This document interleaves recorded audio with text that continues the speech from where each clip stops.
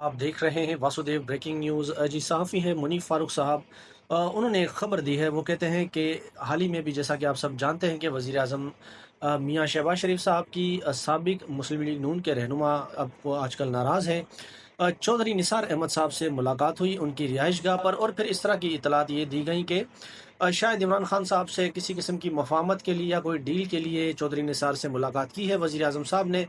और चौधरी निसार को अडियाला जेल भेजा जाएगा कि वो इमरान खान साहब से मुलाकात करें। लेकिन इसकी वो इस तरह से खबर दे रहे हैं कि चौधरी निसार साहब जो है वो इमरान खान साहब से मुलाकात करने वाले थे, लेकिन वज़ीर आज़म साहब ने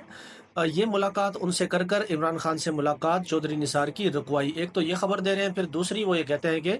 रियासत जो है, उन्होंने फैसला किया हुआ है कि अब पाकिस्तान तहरीक इंसाफ, यानी पहले पहले भी वो आए और जिस तरह से उनको डील किया गया इस्लामाबाद और पिंडी के लिए अपनी एहतजाजी तहरीक को लेकर आए, तो अब अगर आएंगे तो उससे भी सख्ती से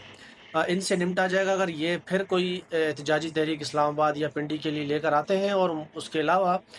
मुनीफ फारूक साहब ने ये सवाल भी उठाया कि पाकिस्तान तहरीक इंसाफ की जो एहतजाजी तहरीक होती हैं, क्या वो पुरअमन होती हैं।